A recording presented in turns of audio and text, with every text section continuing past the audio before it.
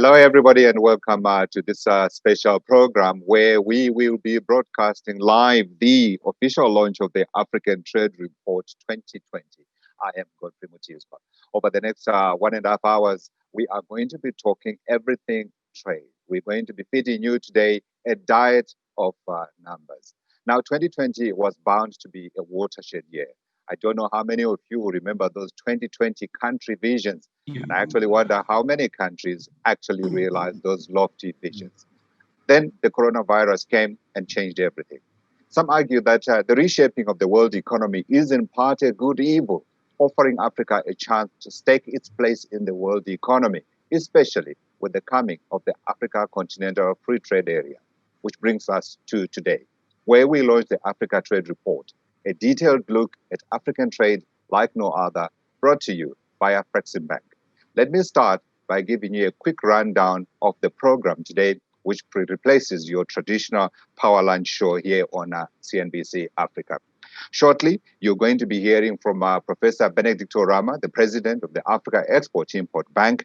And after his opening remarks, I'm going to be presenting to you two experts who put together this report, and they will go through the report and give us the numbers. Let me give you their names.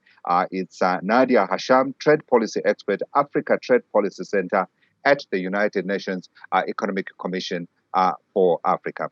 She will be joined by Abba Orfon, Manager at the Research and International Cooperation at Afreximbank. After their presentation, we're going to go into a panel discussion, which I am going to moderate, and we will be discussing African and global trade developments and the importance of informal trade within the AfCFTA. I'm sure many of you will agree with me. This is an important topic, given the large numbers of our people who trade across our borders, often with little support, often with many hindrances in their way in terms of trying to do their business. That part of discussion is going to be followed by a Q&A session where we are inviting you to come in with your comments, with your questions directed at the panelists. And then after that, we will close finally with closing remarks coming through from Dr. Hippolyte Fofak. He is the Chief Economist and Director, Research and International Cooperation at Afreximbank. It promises to be a full afternoon, and I certainly hope at the end of it, we will have very specific issues and ways in which we deal with intra-African trade, which we know now is under pressure because of COVID-19. Let me, at this juncture, invite Professor Benedict Orama to come in and give us his opening remarks. Professor Orama. Thank you very much, Godfrey. Our special guests and panelists, Her Excellency Dr. Pamela Cook Hamilton, Executive Director at the International Trade Center, Honorable Governor of the Central Bank of Nigeria, Mr. Godwin Emefiele, represented today by Dr. Kingsley Obiora, Deputy Governor of the Central Bank of Nigeria for Economic Policy, Mr. Kolawole Shofola, Director of Trade at ECOWAS Secretariat, Mr. Gerard Masila, Executive Director, Eastern Africa Grains Council, Your Excellencies, the Honorable Ministers, Central Bank Governors, representatives of the diplomatic corps and international organizations. Yes, I still cannot hear him actually. CEOs, managing directors, and captains of industry, members of the board of directors of the African Export-Import Bank, members of the board of directors and management of FEDA, which is the Fund for Export Development in Africa, a subsidiary of Afreximbank, executive vice presidents, management and staff of Afreximbank, distinguished ladies and gentlemen.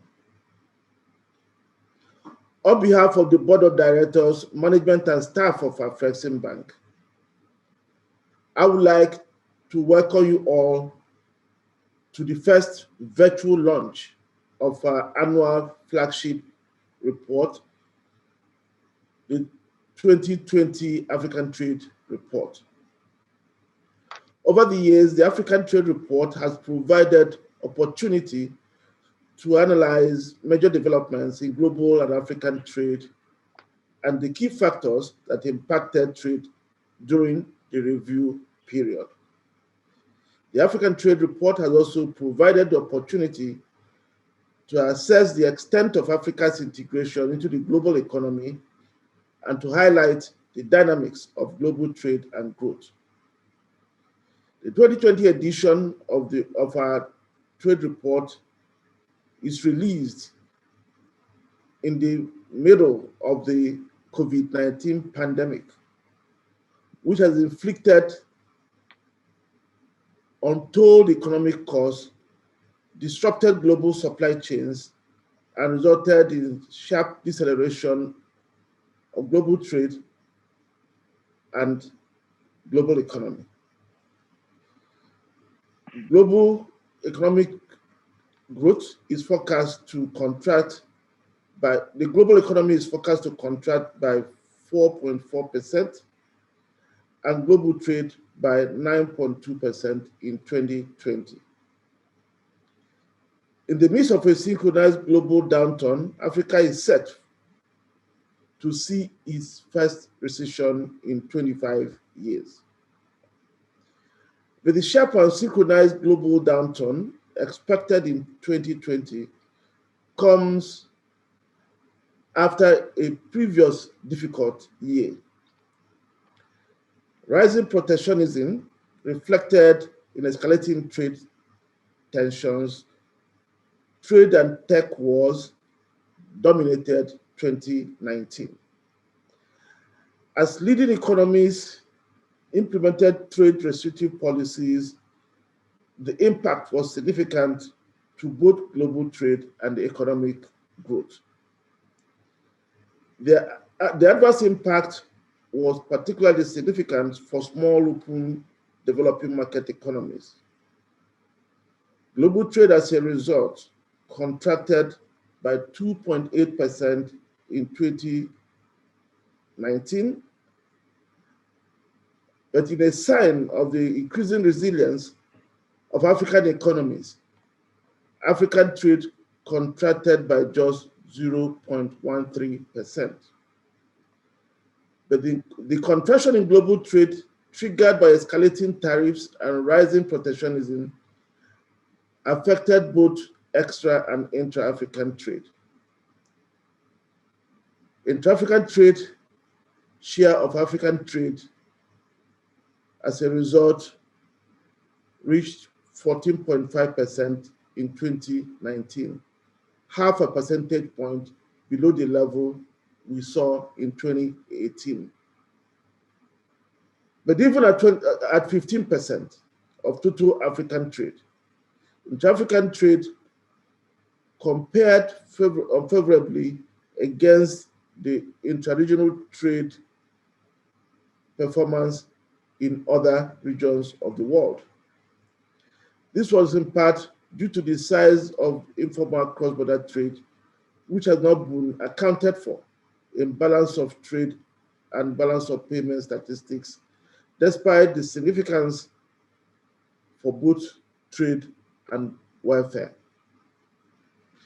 This year's Africa Trade Report, titled Informal Cross-Border Trade in Africa in the context of the AfCFTA, aims to shed more light on the dynamics and drivers, as well as the scale of informal cross-border trade, which has been an important and growing feature of African trade. More than circumventing the regulatory burden and associated high transaction costs, informal cross-border trade has sustained economic ties between communities unified by the same language and culture, but separated by artificial boundaries that emerged from the colonial era. Over time, informal cross-border trade has grown beyond these communities to become a major driver of economic growth across Africa. It has become a significant source of employment and income, especially for the most vulnerable segments of our population. Although informal cross-border trade accounts for a significant proportion of domestic absorption in Africa and has become a major source of income for consumption smoothing, its contributions to GDP is hardly recognized due to the paucity of data. At the same time, its major drivers, as well as regional variations and scale, are not known. The survey of informal cross-border trade along the Abidjan-Lagos corridor, jointly undertaken by the African Export-Import Bank and the UN Economic Commission for Africa, on the eve of commencement of trading under the Africa Continental Free Trade Agreement, aims to shed more light on informal cross-border trade in Africa in the context of a new trading regime that will soon emerge. The main findings of the survey are summarized in the report we are launching today, making it the first comprehensive report in recent times on informal cross-border trade in Africa.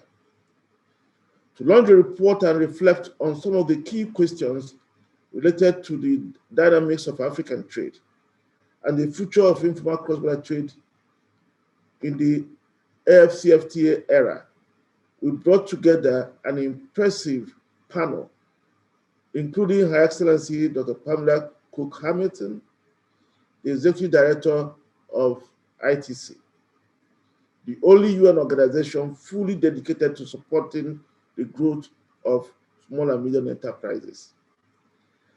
ITC has been working closely with many African entities, including Afreximbank, and will play a major role in the transition from informal growth for SMEs to formalizing those SMEs under the AfCFTA regime. We are happy to be collaborating with ITC in training African businesses, including SMEs, under our How to Export program. I would like to take this opportunity to once again congratulate Dr. Cook-Hamilton on her appointment at the helm of ITC. This is her first formal engagement with Afreximbank in her new capacity, and we will be looking forward to more cooperation in the future. We have the Central Bank Governor of Nigeria, Mr. Godwin Emefiele, here represented by Dr. Kingsley Obiora, the Deputy Governor for Economic Policy. Informal cross-border trade, which can be welfare enhancing, can also have adverse implications for macroeconomic management through fiscal and balance of payment channels. We will be looking forward to Dr. Obiora's insights on this important feature of African trade and its implications. We also have with us, as a panelist, Mr. Kolawole Shofola, the Director of Trade at ECOWAS, who worked closely with Afreximbank and the UNECA in the conduct of the survey on informal cross-border trade along the Abidjan-Lagos corridor. The lessons learned will greatly inform the session we will soon be listening to. And finally, we have Mr. Gerard Masila, the Executive Director of the Eastern Africa Grains Council, a regional organization which has been supporting structured grains trade within the Eastern and Southern Africa region. And we played key roles in the development of methodology for collecting informal cross-border trade data where it covers.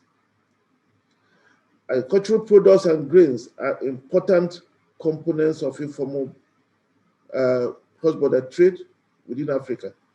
So his insights will be extremely useful today. Distinguished ladies and gentlemen, the Board of Directors, management and staff of Afreximbank, I'm most grateful to these exceptional leaders and would like to thank them as they prepare to take the stage for an insightful exchange with a large and global audience attending this launch. We are indeed very pleased, distinguished ladies and gentlemen, who have with us today more than 1,500 participants. We are pleased that you could join us during this period and look forward to your contribution to a very timely and relevant debate on the future of informal cross-border trade during the implementation of the AfCFTA. I'm also grateful to my colleagues who work tirelessly. Talking, but I cannot hear him. I see him, but I cannot hear him. Creating the conditions for a global and robust exchange on a topic with great significance for our continent and beyond. Let me also especially thank the UNECA and the ECOWAS Secretariat for supporting us in conducting this path-breaking study. As we plan to extend the study we did at the Abidjan-Lagos corridor to other corridors on the continent, we will be looking at continued collaboration with similar institutions. I thank you all for listening and wish you a happy New Year. Thank you. Professor Orama, thank you very much indeed for those opening remarks. Let me remind you again, what you are watching is live here on CNBC Africa, the presentation of the Africa Trade Report. I am in Johannesburg. As you can see, my colleagues and the people that we'll be speaking to here on the program today are planted all around the world. Now, 2020, of course, has been a momentous year without question. Need I remind you of the wrecking ball that was, of course, the outgoing president of the United States and the ructions that we saw as a result of that. Then, of course, we speak about the impact of the coronavirus and the destruction it has wrought on African economies and all the other systems that facilitate African trade. We are looking back on 2019, but we are also looking into 2021, as Professor Orama said. Let's move on now, and I would like to bring in now two experts who worked on that trade report, and I'm going to introduce them now. That's Nadia Hasham. She's trade policy expert, African Trade Center with the United Nations Economic Commission for Africa. For this conversation, she's going to be joined afterwards by Abba Olfon, manager at the Research and International Cooperation at Afreximbank. Together, they are going to report the main findings of this flagship publication from Afreximbank. Let me start by inviting Nadia to take the stage. Thank you, Godfrey, and thank you, Professor. It's an honor to be here to speak with you on behalf of Dr. David Luke, the coordinator of the African Trade Policy Center, to present work that's been done as well by my colleague, Lily Summer, together with our partners at Afreximbank. The report that we're discussing today focuses on informal cross-border trade, and the main findings of the report are that informal cross-border trade, or what we call ICBT, is critical for employment and income generation on the continent. In some regions, it employs 20 to 75% of the active population on the continent and provides the main income source for up to 43% in some countries, especially vulnerable, including women and refugees. In the Southern African region, for example, women make up approximately 70% of informal cross-border traders. It's also important for food security and nutrition, for instance, accounting for 30% of intra-regional food trade in West Africa. All these transactions are cash, and they can account for a significant portion of trade along certain corridors. Next, please. The report talks about the challenges faced by informal cross-border traders, and these include, for instance, access to finance. There's a lack of sufficient targeted lending instruments with formal banking and microfinance institutions. Informal traders require simplified processes, lower collateral in order to scale up, add value, and transition to operating formally. Traders also face challenges of access to banking institutions, which are largely in urban areas, and have low financial inclusion, being excluded from formal payment systems. With remote trading locations, poor hard and soft infrastructure to facilitate trade remains a challenge, and technical barriers to trade, including compliance with technical requirements such as sanitary and phytosanitary measures and other non-tariff barriers, lead to high trade costs for small-scale traders. Next, please. Other challenges include the trading of time and market-sensitive commodities that can fluctuate with market demands, so logistics is important. Women especially are vulnerable to corruption of border officials, and our findings suggest that they must often pay bribes to avoid confiscation of goods and even detention. Traders, as I mentioned, carry cash. This creates security issues due to limited border crossing hours, and often traders find themselves paying high fees for protection services. Next, the policy recommendations then are that a definition and a legal framework is necessary to recognize the legitimacy of informal trade. And here, local solutions should be designed taking into account the local realities of stakeholders. Cross-border trade associations should be strengthened. Public-private dialogue can inform trade policy and support regional integration. The implementation of the Africa Continental Free Trade Area, which comes into effect in January, and also trade facilitation measures that are associated, can lower trade transaction costs and incentivize formalization. Compliance and appeals procedures can improve transparency and accountability, and training for traders on border procedures and awareness of those is needed. Next, please. Other recommendations of the report include to rationalize duties, taxes, fees, and charges in order to compete with informal payments that are made by traders. Electronic payment systems for cross-border payments and settlements, such as the Pan-African Payments and Settlement System, which our colleagues at Afreximbank can discuss more, can reduce security risks for traders. Simplify trade regimes, where customs officials can issue simplified documents to traders for goods on a common list of a certain value, should be implemented across the continent and can be transformed into single window systems for small-scale cross-border traders. Innovations are needed to facilitate access to finance that can eliminate collateral requirements and documentation, which that traders often don't have, informal traders. National statistics capacities also should be built for the collection of informal cross-border trade data. And similarly, the monitoring of informal cross-border trade should be led by national governments for ownership and sustainability. Next, please. Finally, it's clear that a common definition and a methodology for the measurement of informal cross-border trade is required. The Africa Continental Free Trade Area, as I mentioned, presents an opportunity for a single comprehensive African Union framework for collecting informal cross-border trade data on the continent. Some methodologies exist for best practice. For example, the Uganda Bureau of Statistics methodology provides something that can be used as a starting point. A continental informal cross-border trade task force can provide technical assistance and implementation support led by the African Union Commission, including regional economic communities and Pan-African institutions such as Afreximbank here today, us, the Economic Commission for Africa at the UN, the African Development Bank. And I'm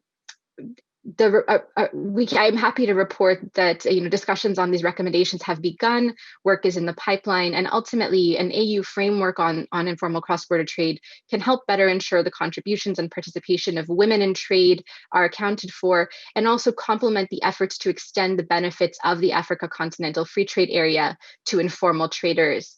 Thank you. I'll hand it over to my colleague, Abba. Thanks.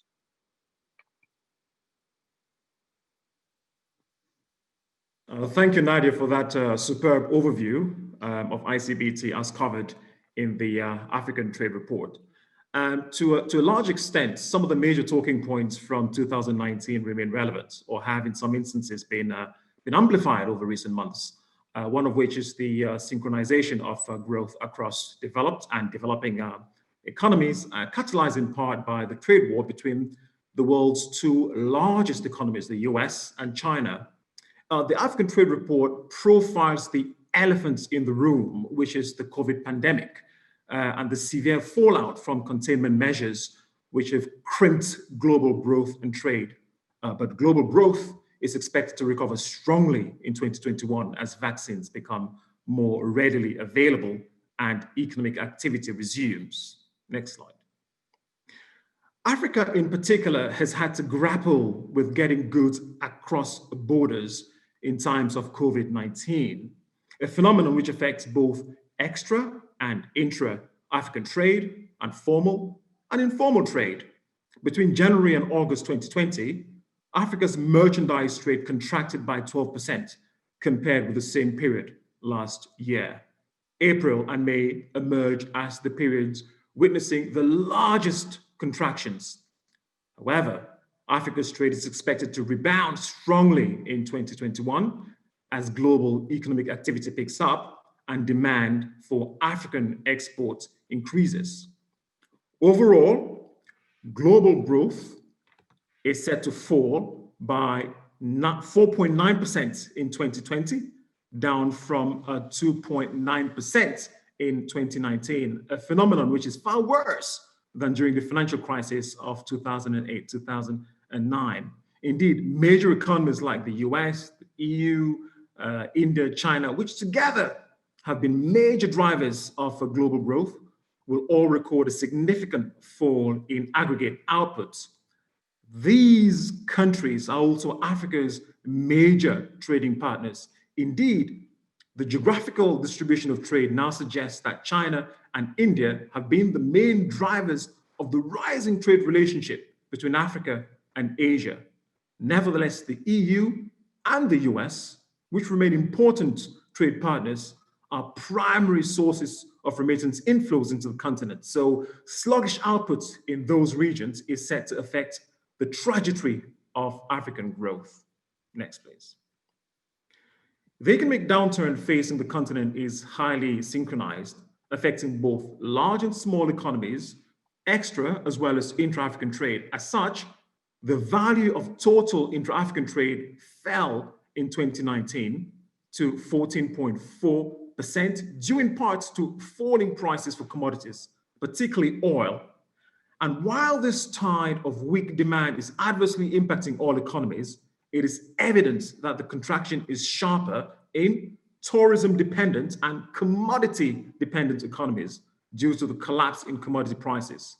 Dynamics in commodity markets have a disproportionate impact on Africa's output by virtue of the composition of African trade, creating recurrent macroeconomic challenges for the continent. And it is against this backdrop of still substantial dependence on commodity terms of trade that the bank launched the African Commodities Index. The index tracks and monitors the prices of key commodities in the region to preempt some of the risks inherent to the structure of African trade. Next slide. So far in 2020, there have been 2 quarters that have distinctly shaped the performance of the index. Next slide, please. A sharp contraction in Q1 on account of the disruptive nature of the pandemic on global demand, and a strong rebound in Q2 due to a recovery in oil prices.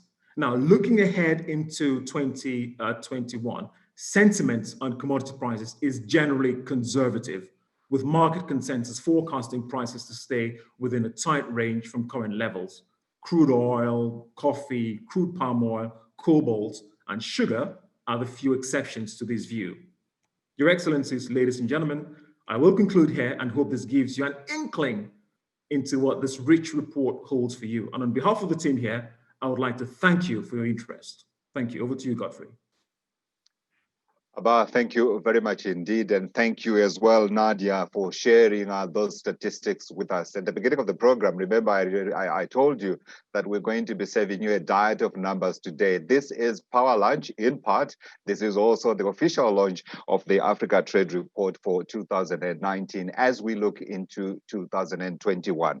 I like some of the numbers that came from there. And I wanted in particular to talk a little bit about this one, which talks about who is contributing the most to intra-African trade. You look at those numbers, it shows South Africa remains the champion. And the really heartening part for me was the incoming of a new member in terms of contributing to intra-African trade in number 2, and that's the Democratic Republic of the Congo. And then you've got the other countries. You've got Egypt coming in number 3. You've got in Southern Africa, Namibia, Zimbabwe, and also have Cote d'Ivoire in the north, Zambia coming in. There's a lot of work to be done. And I think this report will certainly help us in understanding what needs to be done and the work that is required for us to be able to make the most out of this reshaping of the global economy that's been brought in by COVID-19.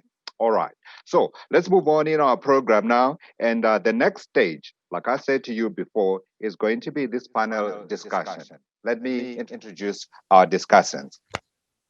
We've got Her Excellency Dr. Pamela Cook-Hamilton, Executive Director, International Trade Center, Mr. Kingsley Obiora, Deputy Governor, Central Bank of Nigeria, and Mr. Kolawole Sofola, Director General at the Economic Community for West African States Commission, and last but not least, Mr. Gerald Masila, Executive Director, East Africa Grain Council.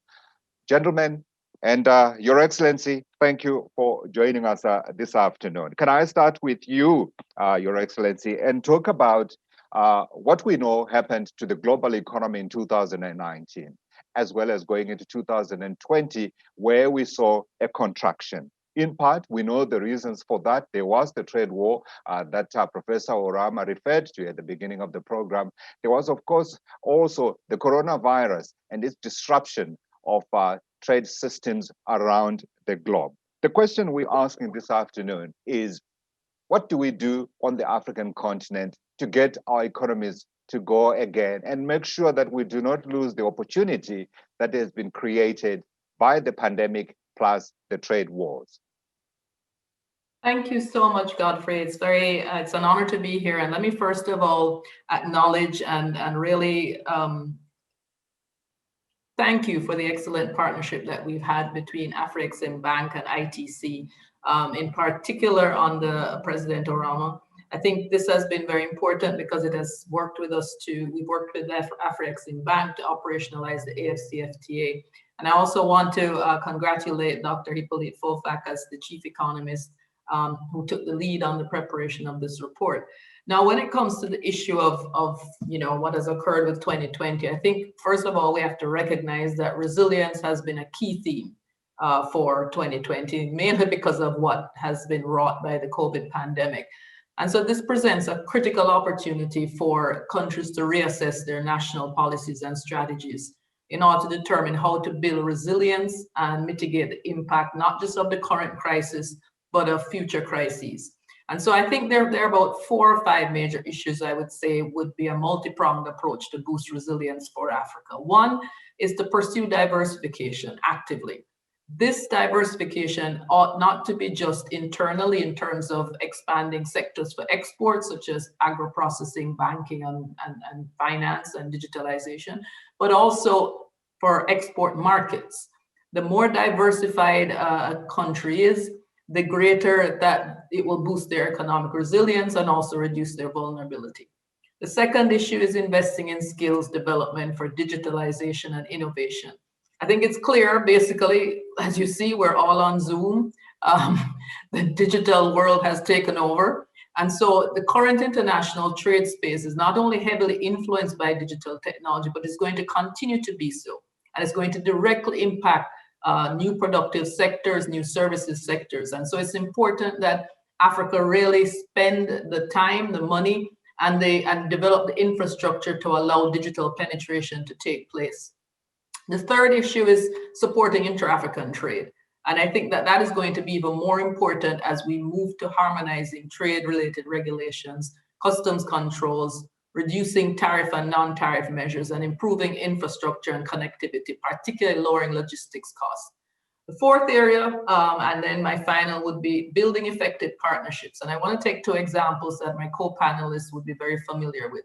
One is the Nigerian Coalition Against COVID-19, which was formed by the Central Bank of Nigeria to mobilize private sector resources. And the second, of course, is Afreximbank's Pandemic Trade Impact Mitigation Facility, which is a short-term collaboration, but it will bring longer-term benefits by strengthening partnerships. And finally, activating the AfCFTA for small businesses and entrepreneurs. The operationalization of the AfCFTA will offer incredible opportunities for small business to access new markets across the continent, and will also build a platform for strength and resilience across the continent. So I'll stop there, but thank you very much. And we can speak further as the other panelists will, of course, add their views. Thank you. Thank you very much, Dr. Cook-Hamilton, for those remarks, and thank you for re-emphasizing the things that we do need to work on. I want to pick in particular on one, and this is on increasing intra-African trade. And for that, I want to go to West Africa. Mr. Sofola, I'm coming to you and making the point that we know, of course, West Africa is a particularly big economic region for the African continent, containing the biggest economy on the African continent in Nigeria, but its contribution to intra-African trade remains low. How do we get that up? And how do we help those who would be able to increase those numbers? In particular, what this study spoke about, the informal sector. We heard about the myriad of challenges that they face in trying to get across borders. How do we facilitate their entry into intra-African trade numbers and the empowerment that we know and have heard that it can do, in particular to women?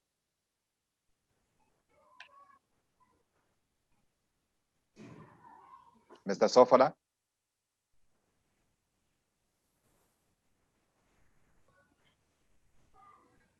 It doesn't look like Mr. Sofola can hear me. Let's see if we can sort out the communication problems that we have.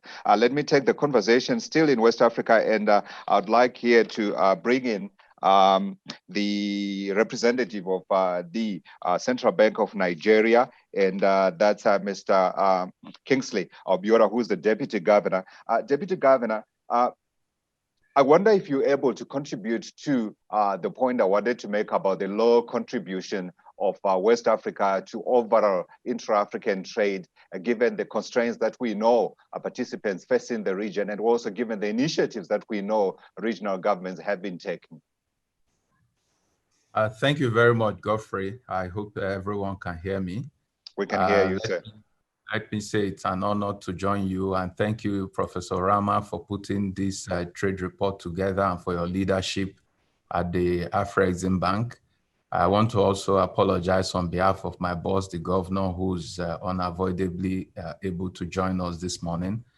I think the real issue for me is about data.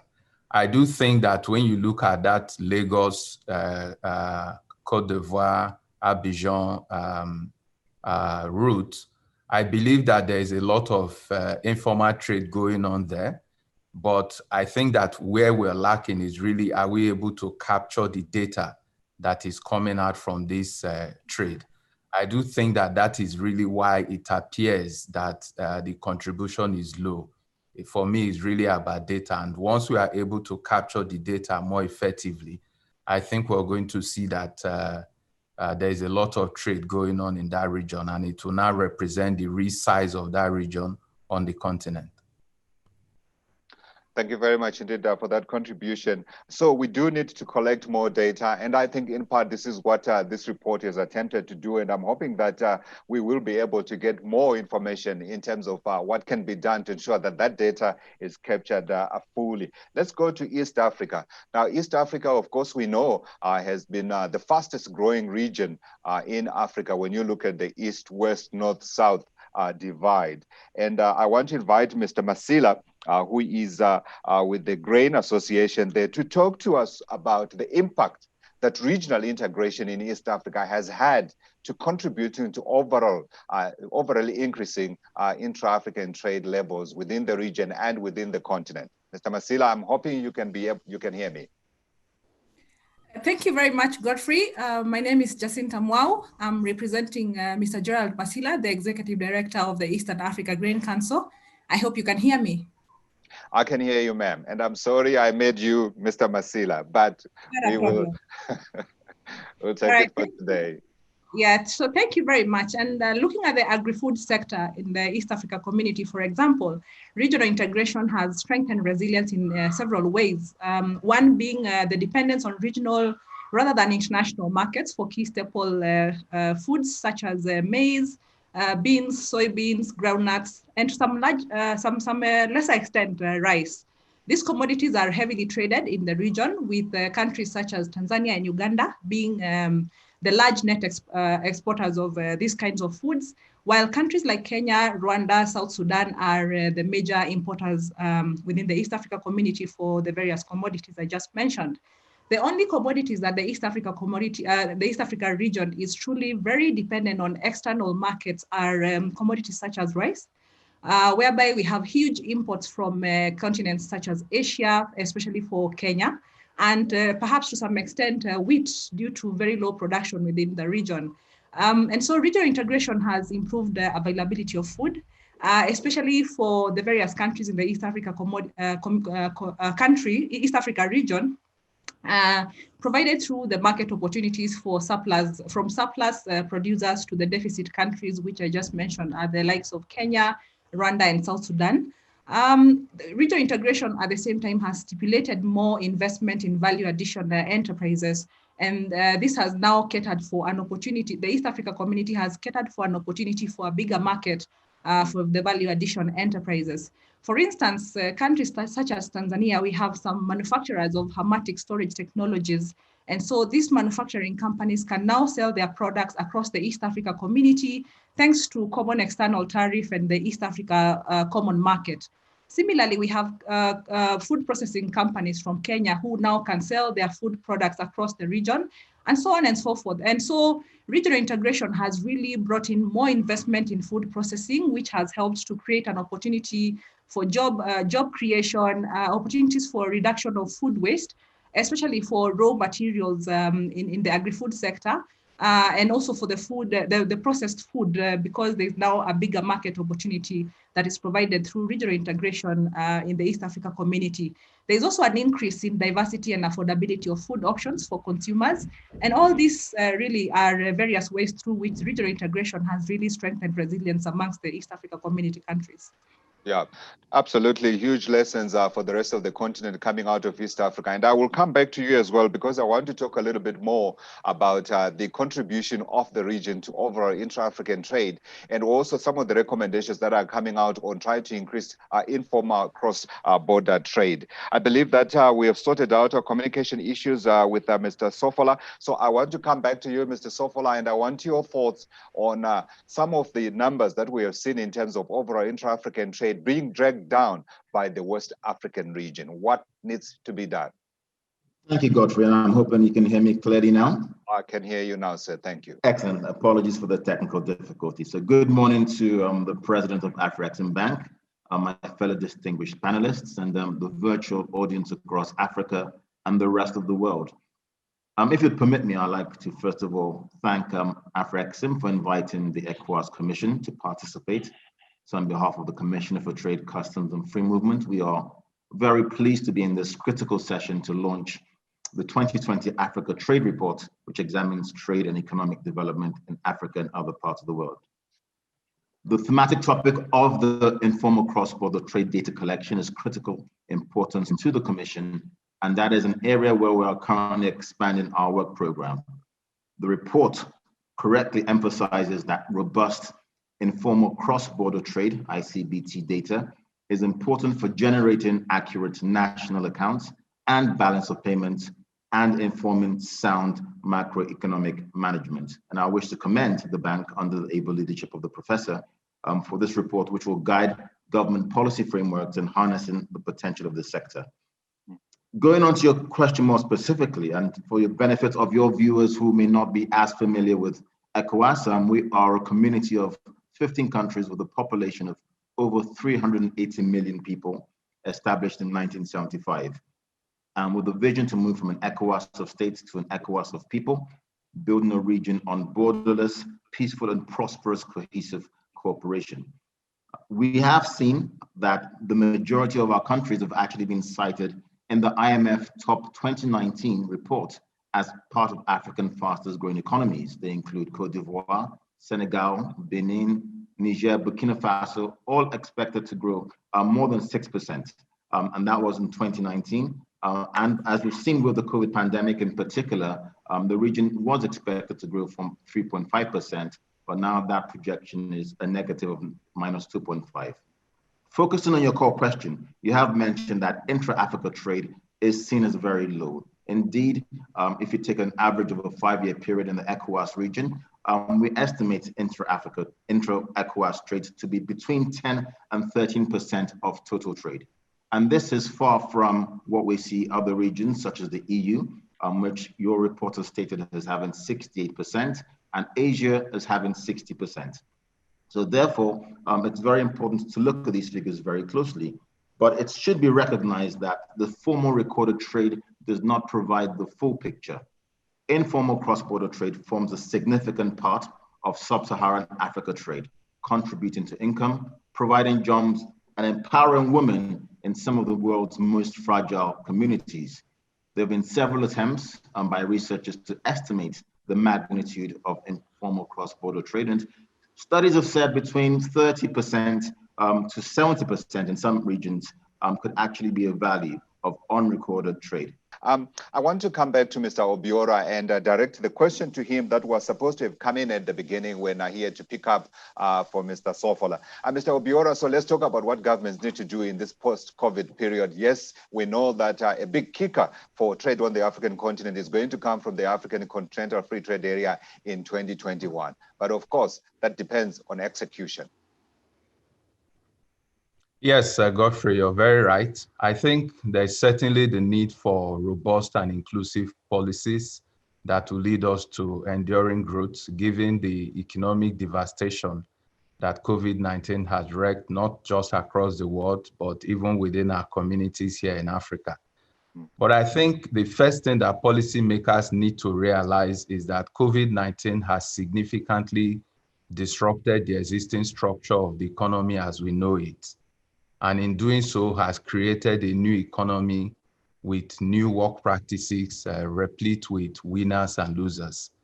I think, for example, it is entirely possible to now believe that sectors such as commercial real estate, tourism, for example, maritime and aviation, and non-essential manufacturing may have suffered a permanent damage from COVID.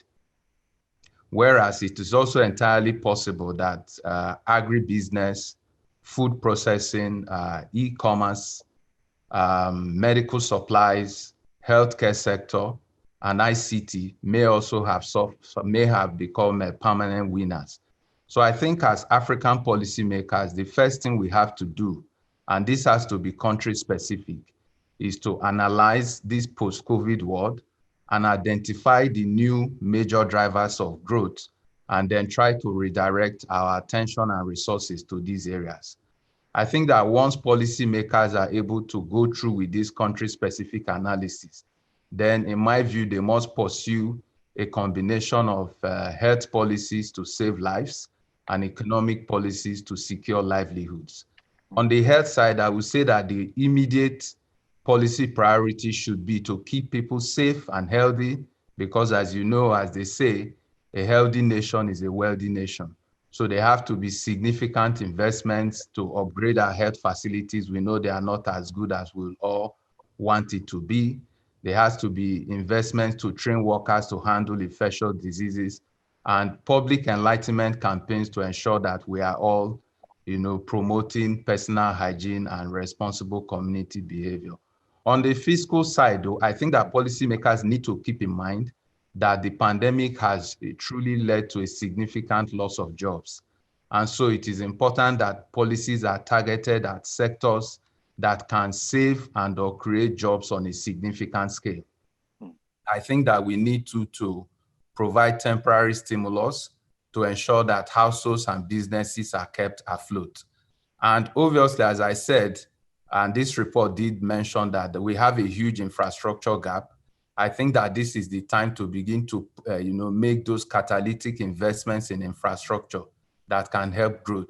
But keeping in mind that COVID may have changed the type of infrastructure we need in the post-COVID era. It may no longer be building big roads, bridges and airports. I think it's very important to tie some of the comments that we're getting here. So the Deputy Governor was speaking about the need for stimulus support for some of our key sectors and recognizing that the landscape has changed. I wanted to come back to you, Deputy Governor, if you can just allow me for a follow-up on that, to understand, given the limitations that we know there are on fiscal space within many African countries, what other ways do we have to try to make sure that governments are able to support enterprises?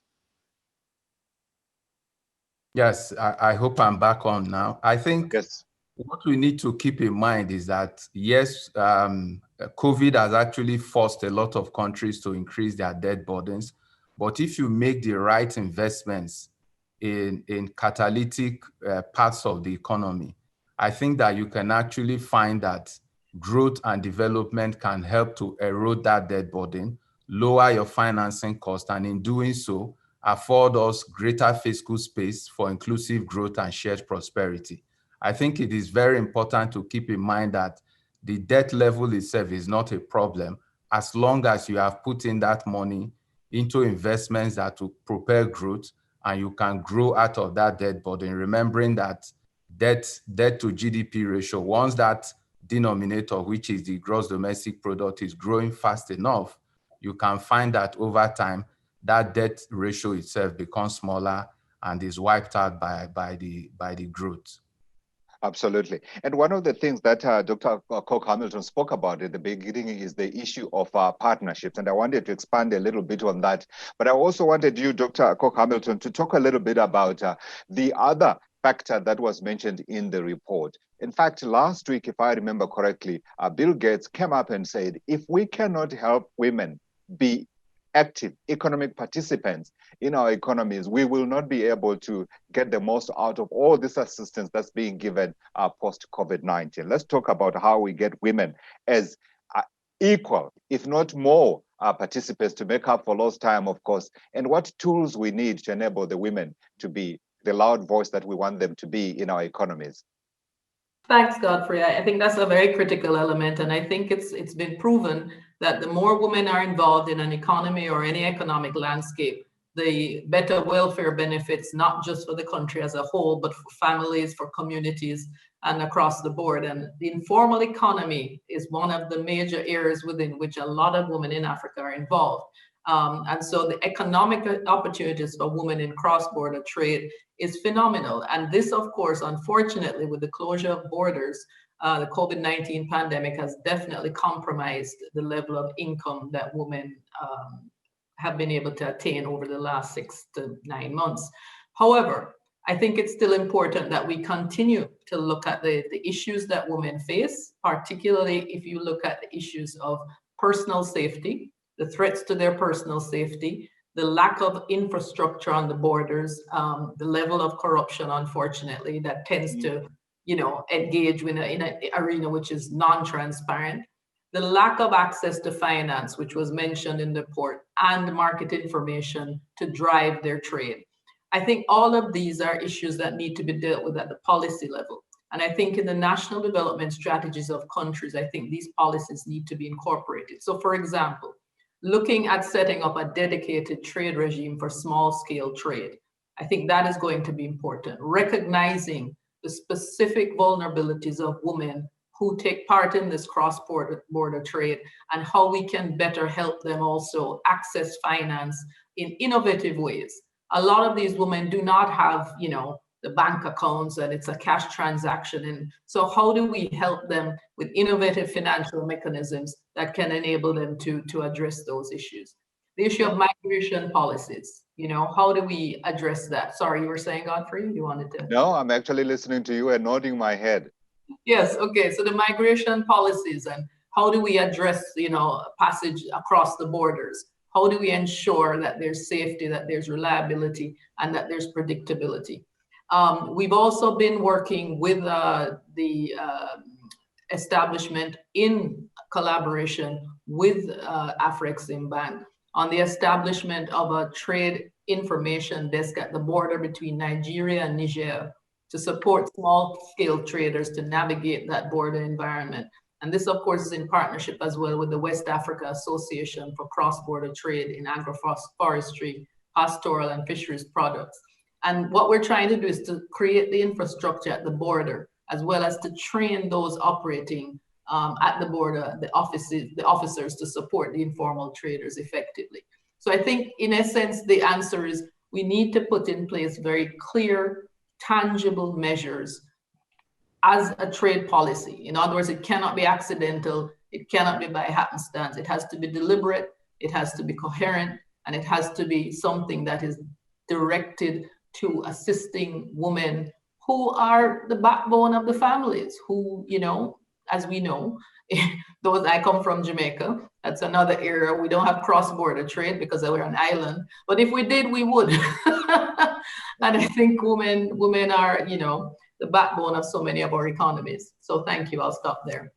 It is a story that is repeated across the African continent. I can tell you on the borders as well. We can talk about Beit Bridge here, which is the bridge between South Africa and the hinterland of Southern Africa. Such an office, I think, would make a big difference. And I dare say, even at Namanga, between Kenya and Tanzania, I think it would help tremendously. And I want to go to East Africa. Jacinta, I want to talk to you. I wanted to say that it sounds like the government is back, because the recommendations that Dr. Koch Hamilton is talking about certainly require a lot of effort and action out of the government. Is that something that you agree with, number one? Number two, is there been a difference that you see has been made when we talk about the role of governments in facilitating intra-African trade from your side?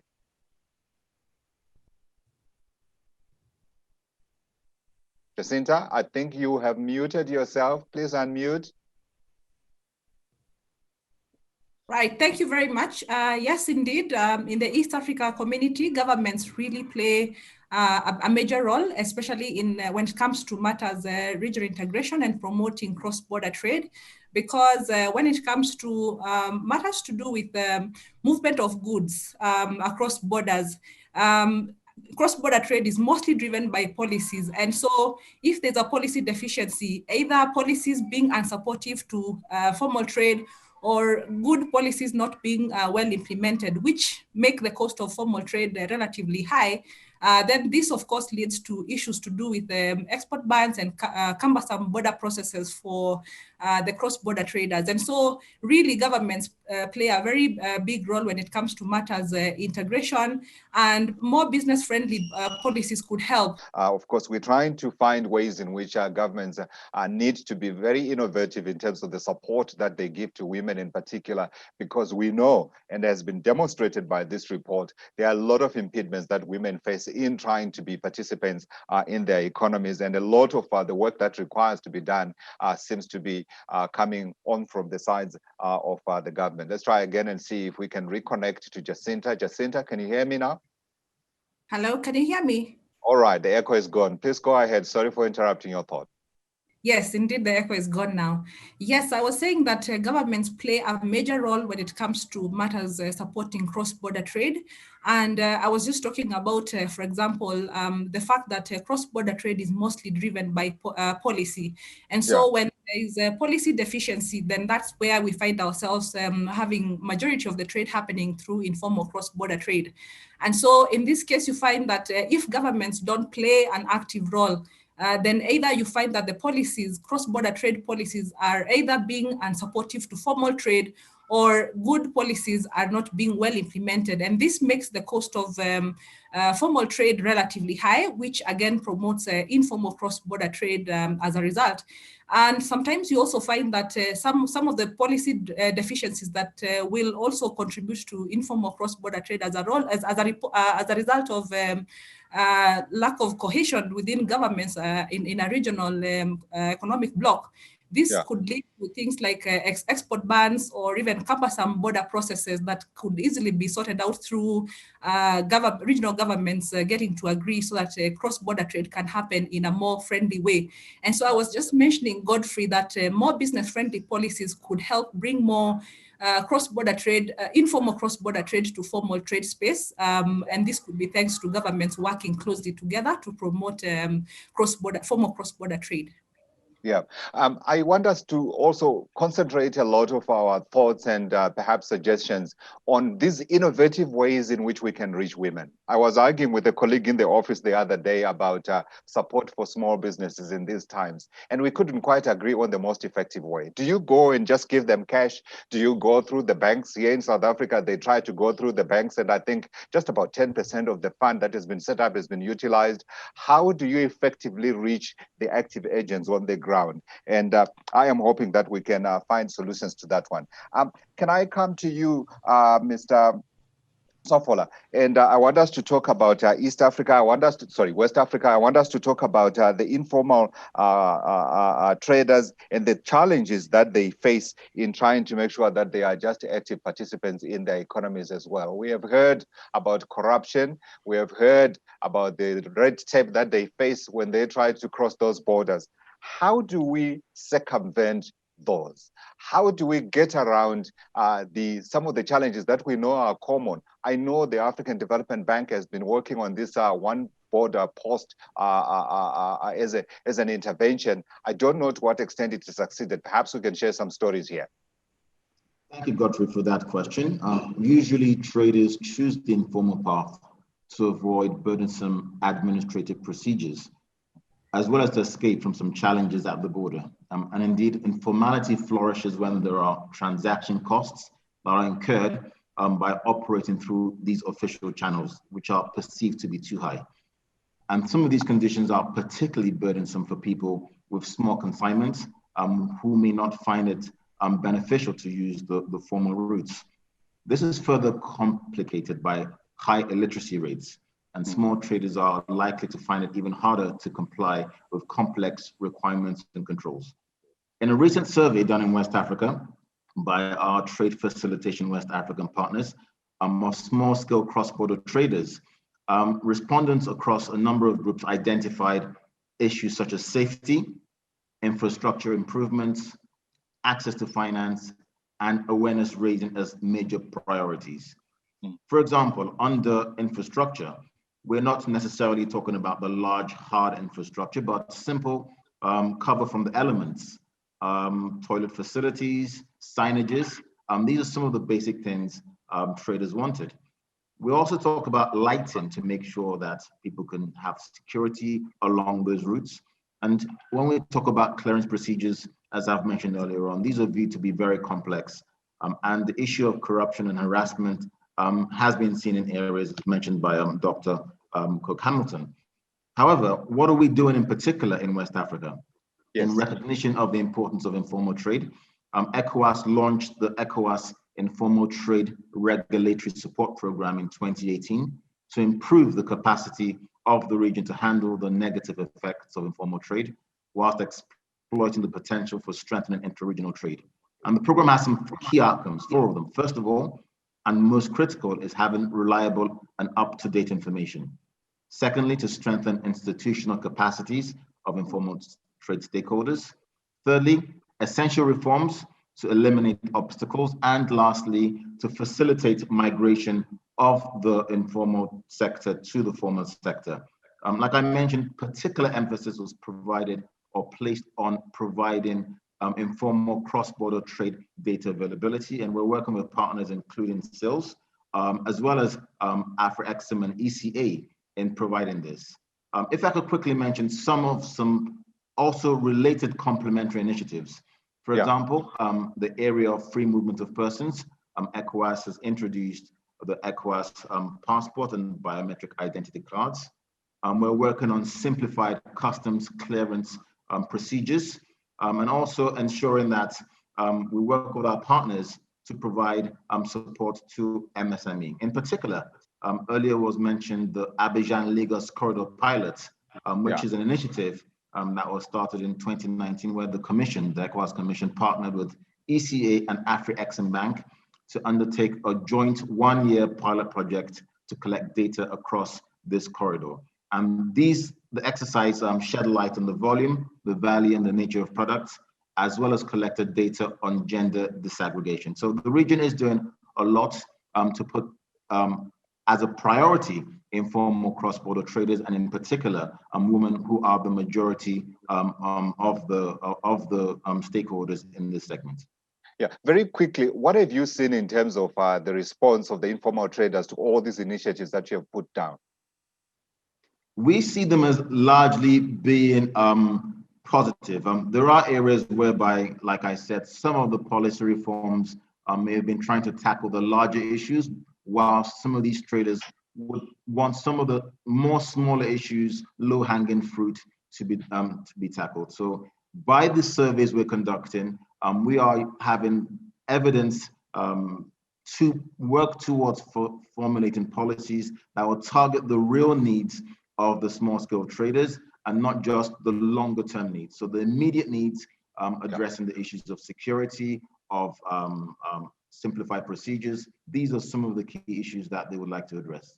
Absolutely. You're watching live from all parts of the African continent, including Geneva, where Dr. Cook-Hamilton is joining us from the ITC.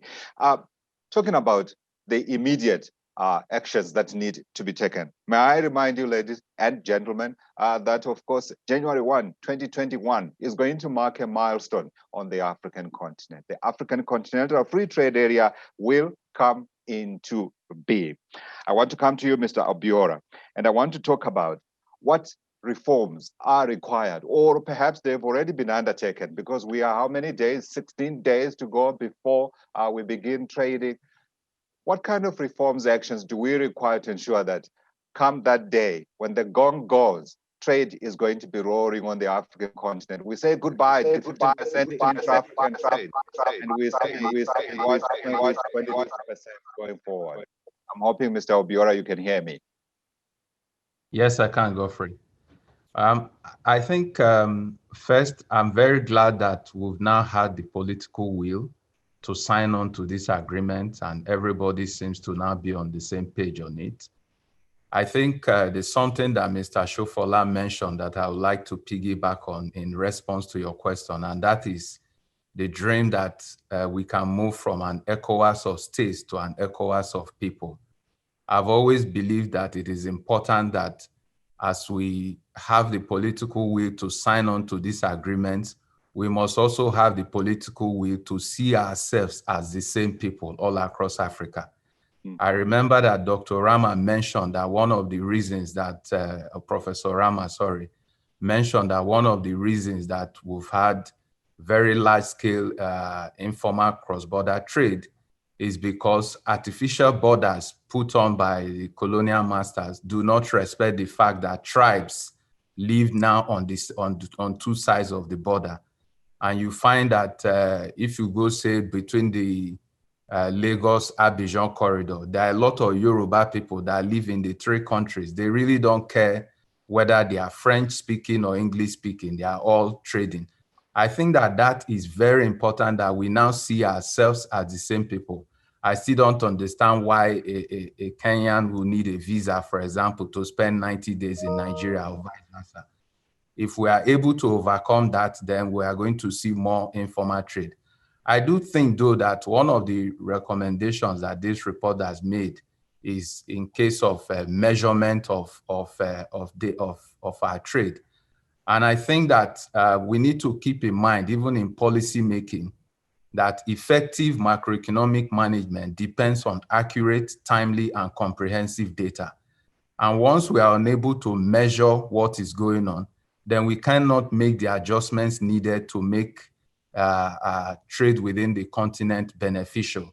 I think it's very important, because when you look at the data hierarchy that moves data, which is discrete events, to information, which is organized, linked events, and you move it from information to knowledge, which is organized information, and then from knowledge to policy.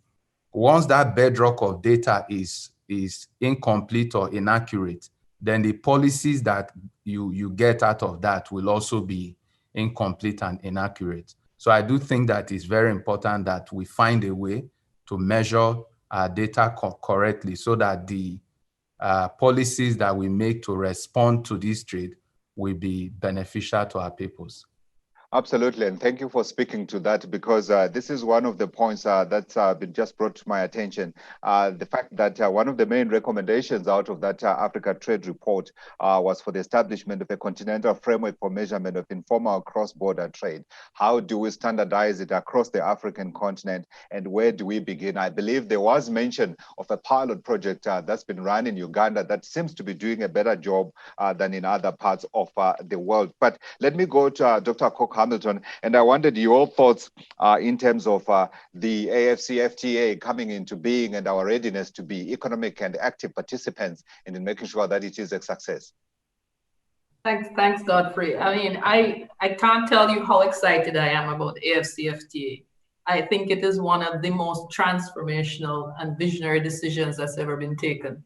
And I think it has the capacity to transform completely the African continent, not just from the perspective of economics, but also from the perspective of world power. I think a unified Africa in an economic way will change the way it presents to the world. And I think it is going to be one of the most powerful platforms that can ever be brought about in terms of the African future.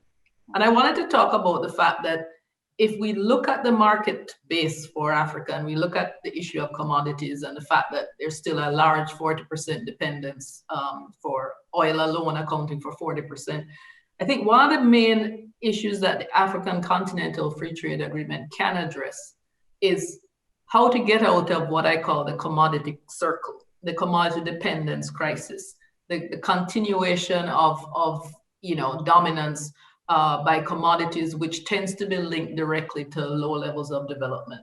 How do we do that? And of course, what the AfCFTA can and will do is drive the diversification, drive digitalization, drive servicification, and move, in a way, leapfrog the African continent into a completely new dynamic. I think it will also enable the African continent to carry out full-scale agreements, not one way or partial, but full-scale agreements with other integration movements that have been taking place, like the recent RCEP.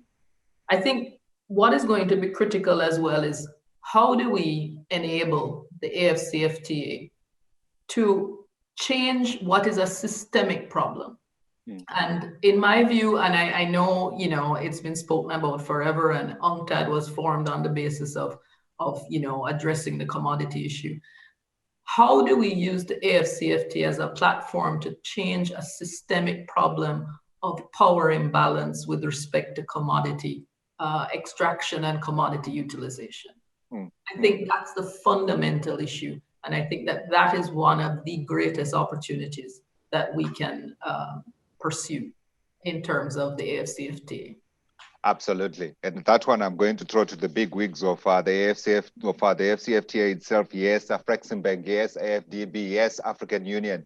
Yes, it will come to you. You are tempting me to sing Africa Unite by Bob Marley, because, hey, this is what is required. And we are making big steps every single day. Thank you for reminding me of one of my favorite songs. Jacinta, I want to come to you.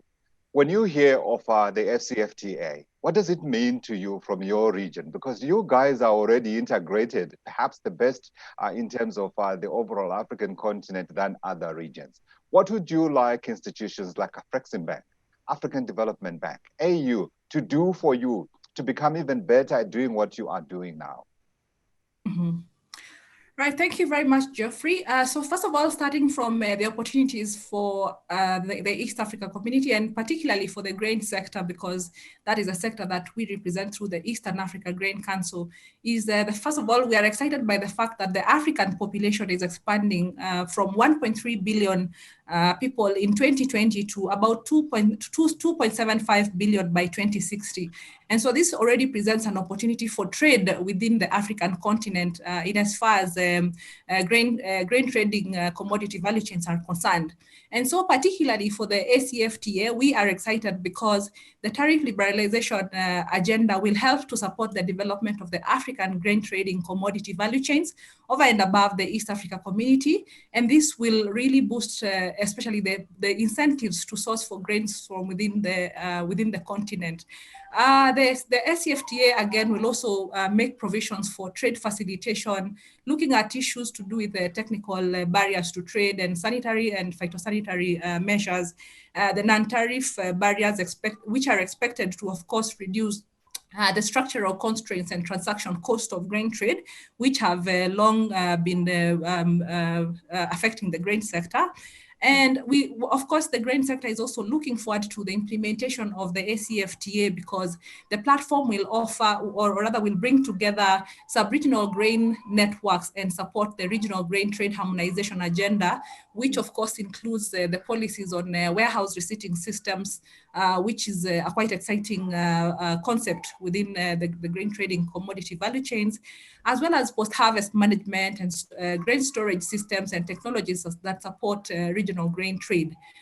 East Africa Grain Council members, again, within the East Africa community, are also looking forward to an opportunity to build partnerships between the public and private sector so as to modernize grain trading commodity value chains and boost intra-African grain trade. Now, coming to your question, Godfrey, about what opportunities, now that AfCFTA is here with us, what opportunities do we see for the Afreximbank in as far as investment to help the sector and generally the trade in the African continent move to the next level, is an aspect of perhaps investment in infrastructure facilities, and basically investment in border markets, as well as corridor management to promote better efficiency in as far as cross-border trade is concerned. Now, on the finance side, for instance, the bank would invest in financial products for the informal sector. In the context of COVID-19, for instance, the bank could invest in cashless payments, and this has actually been brought out in the Africa Trade report that was presented to us a few minutes ago, because majority of payments in informal cross-border trade are cash-based, and this was part of our findings from the pilot study that Eastern Africa Grain Council conducted in partnership with UNECA and ECOWAS, with the support of the bank, the Afreximbank, when we were piloting this study in the Abidjan-Lagos corridor sometime towards the end of 2019. And so if the bank would support the development of cashless payments, this would promote safe cross-border trade. And at the same time, it would curb the spread of COVID-19 as a result of cross-border trade transaction activities. Now, in the spirit of promoting the Africa Continental Free Trade Area, the bank would invest in the support of the development of a common methodology for monitoring of cross-border trade across the continent, and this would ease monitoring of cross-border trade, and at the same time ease the data sharing and the comparability of the data sets, as well as the inclusion of cross-border trade, informal cross-border trade data into the official trade statistics. Now, again, with the majority of cross-border traders in the African continent currently now opting for bulk buying of products for cross-border trade, in an effort for individual cross-border traders to reduce their costs involved in individual trading across borders, the bank will support the covering of some of the costs related to bulk buying of cross-border products by working very closely with the cross-border trade associations, which again have been mentioned in the Africa Trade Report that was presented to us. I like your many thoughts. But I wanted to say to you, there's also the payment system that's being developed by the by Afreximbank. And I also wanted to ask you a question. Do you know the amount of money that Africa spends on food imports every year, Jacinta? Yes, about 35 billion US dollars is currently 50 billion, and that is an African Development Bank figure. Yes. 50 billion.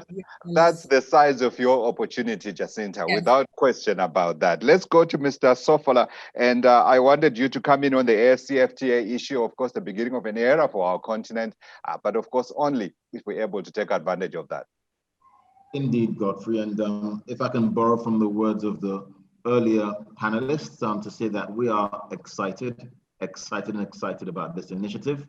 It's a realization of a dream of the founding partners, fathers of the African Union, a market of 1.3 billion people. We're talking about liberalizing not just trade in goods, but trade in services, policies and regulations on competition, investment, intellectual property rights, and e-commerce.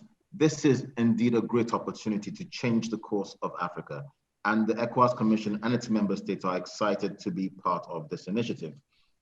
Within the initiative, there are many measures that we believe will support informal cross-border trades. For example, if we look at the tools to assist in reducing non-tariff barriers, we know that as tariff barriers come down, there is a tendency that non-tariff barriers increase. So the tools such as the trade alert mechanism that would be able to enable traders to identify and report barriers to trade is very, very important. And in the region in West Africa, we already had a similar initiative thanks to collaboration with ITC called the Trade Obstacle Alert Mechanism. So we're building on these initiatives to ensure that traders can identify constraints, report them to the right operators, and then we will be able to take action towards that. We've noticed that, as we mentioned earlier on, that women are, I think the African Development Bank said 60 to 70% of traders are women. So there is a key focus on making sure that they're at the heart of the implementation of the AfCFTA. And at the Commission, we're working closely once again with partners such as ECA to empower these women and to give them tools in order to take advantage of the agreement.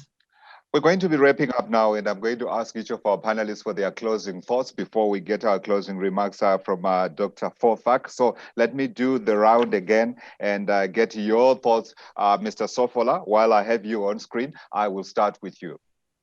Thank you very much, Godfrey. So just like formal trade, we believe informal trade requires a common methodology, including definition. The report's recommendation to use the landmark AfCFTA as an opening to ensure that the full potential of informal cross-border trade is harnessed under a single comprehensive African Union framework for collecting ICBT data in Africa is therefore very welcome. The Commission looks forward to contributing to the discussions on the proposed Continental ICBT Task Force and learn lessons from, or take lessons from ECOWAS to provide that to the rest of the community. Just to thank the organizers once again for inviting us, and we look forward to strengthen our collaboration, not only with Afreximbank, but ITC, as well as our other partners as well. Thank you for having us. Thank you very much for being a part of the discussion. I'm going away from you with an ECOWAS of the people. Jacinta. Yeah, maybe my closing remarks, Godfrey, would be it's indeed hard to quantify informal cross-border trade because it is by design created to minimize or completely avoid detection. And in East Africa, for instance, this is currently being addressed through pooling of resources among different organizations who are engaged in collecting of informal cross-border trade data.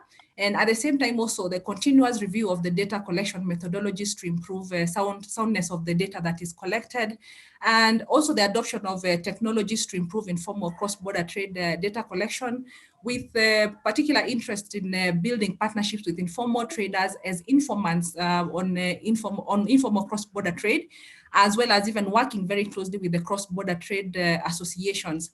So when we look at it at the continental level, this could not be emphasized more, the need to pull resources together among the different organizations that are engaging in informal cross-border trade.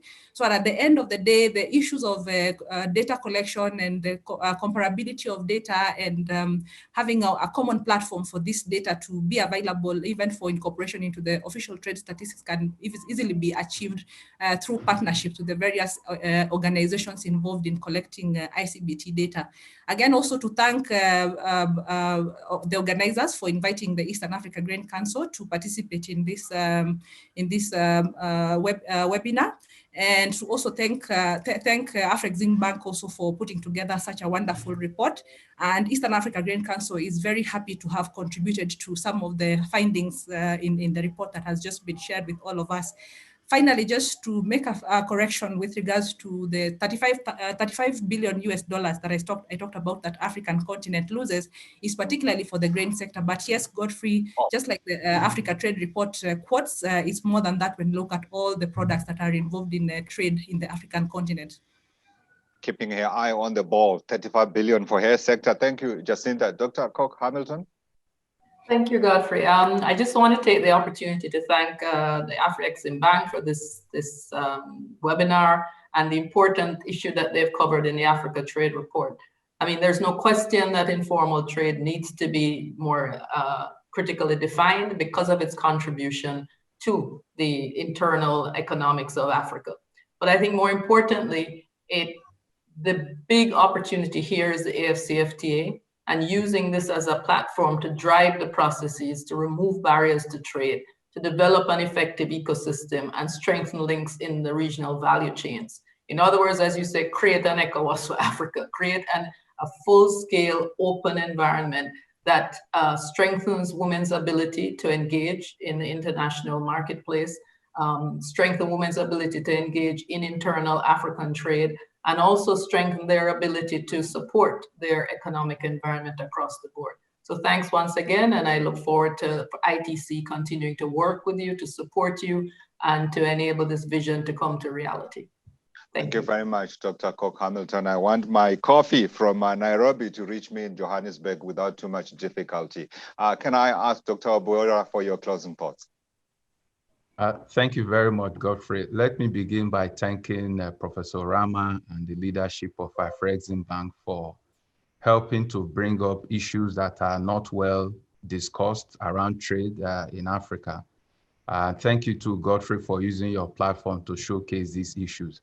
I think in closing, while I share my colleagues' co-panelists of euphoria for the implementation of AfCFTA, I think it is important to keep in mind one big bottleneck that we didn't quite have the chance to discuss, and that is liquidity constraints in ensuring that this thing works. And I think while Afreximbank is doing a lot to provide liquidity across African banks, especially as correspondent banking relationships have been strained recently, it is critical that reforms have to focus on de-risking trade-related activities across the continent. And de-risking it means strengthening credit registry bureaus to improve creditworthiness. We need to develop comprehensive collateral registries. We need to ensure that there is widespread adoption of unique identification systems and ensure that we have legal and regulatory frameworks for ensuring contract enforcement, and just encourage the formalization and digitization of payment systems. I think that this is very critical because finance is the lifeblood of trade. And if we're able to do so, then the whole goals of CFTA will be realized. I thank you very much for giving us an opportunity to share our thoughts. Thank you very much for joining us here on this discussion where we had the launch of the Africa Trade Report. It remains on me to invite Dr. Hippolyte Fofak from Afreximbank to give us his closing remarks. Dr. Fofak. Well, thank you very much, Godfrey. And quite frankly, it's left for me to essentially thank you all, contributor from every corner of the world, for being part of this launch of our annual flagship report, the African Trade Report, which this year is titled Informal Cross-Border Trade in the Context of the AfCFTA. Held virtually this year amid the COVID-19 pandemic. We'd also like to thank you especially for making the first digital editions of this launch such a great success and memorable event. A truly record-setting achievement in terms of participations and engagement. Countless insights, perspective, and discerning questions emerge from a rich and vibrant exchange. Perhaps the large attendance reflects the interest in the topic. Informal cross-border trade, which has been an important feature of African trade, is also a major driver of consumption smoothing and source of income for poor households in a region where social safety nets and employment insurance are simply not an option.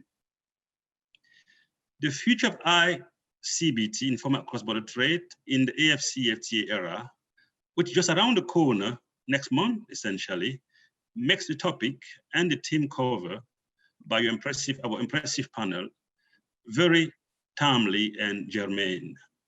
We are particularly pleased and would like to thank our president, Professor Benedict Orama, for setting the stage for a vibrant exchange and discussions. I'd like to thank our colleague from UNECA and ABBA who made a very nice review of the report, and our high-level panel, Dr.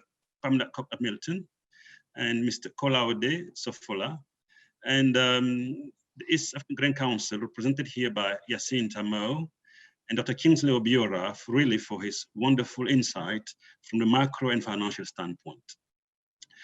For their insight, such an important topic that is both analytical and highly operational, that's what actually emerged from these vibrant discussions.